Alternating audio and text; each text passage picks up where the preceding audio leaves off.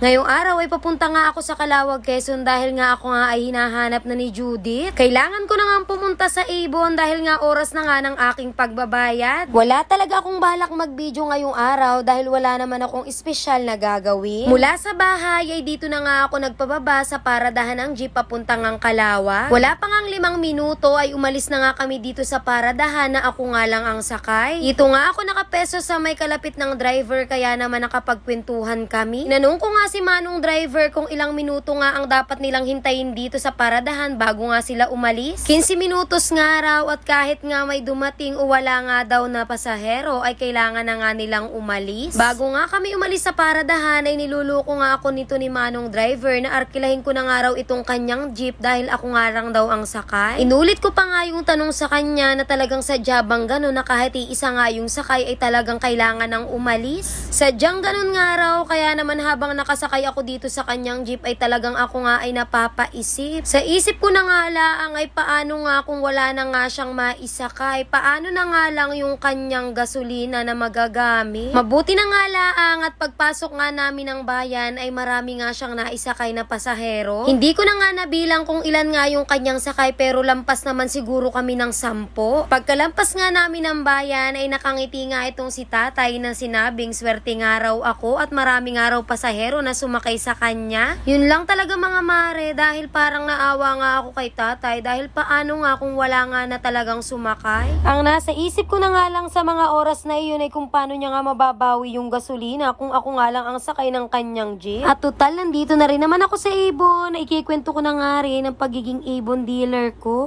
Kaya lang naman ako nandito ay kailangan ko nang magbaya dahil nga hinahanap na ako ni Judy. Para nga hindi naman sayang yung isang lakad ko at yung aking pamasahe, isasabay ko na nga rin itong aking mangilan-ngilan na mga pa-order. Itong mga customer ko nga pala sa Avon ay kumukusa na nga lang mag-order at nagchat-chat na nga lang sa akin kapag nga may gustong kuhain. Dahil hindi na nga rin ako kumukuha ng brochure dahil isa pa nga yung bayarin at kapag gusto nga nilang makita yung brochure ay yung link na nga lang ang pinapasa ko. Sa mga oras na ito ay tapos ko na nga palang kuhain yung lahat ng aking kukuhain. Kaya naman para nga ako ay makauwi na ay kailangan ko na nga magpakwenta dito nga sa cashier para nga rin makapagbayad na. Hindi ko na nga matandaan kung ilang taon na nga akong member ng Avon. Pero kung tutuusin ay baka nga may 4 o 3 taon na nga akong member nito. At sa loob nga ng mga taong yon ay talagang napakarami ko na nga naipon na panty at bra. Dahil yung kinikita ko nga dito na porsyento ay binibili ko nga rin ang gamit ko dito dahil napakatibay nga ng mga panty at bra dito sa Avon. Yung tipong ikaw nga ang magsasawa dun sa panty dahil nga napakatibay. Kaya kung ikaw sa palengke ka bumibili ng panty ay ito na nga yung sign mo para itry mo nga ang panty ng Avon. Pati bra mga mare, sobrang tibay. Kahit hikit-hikitin ng jowa mo araw-araw, hindi masisira.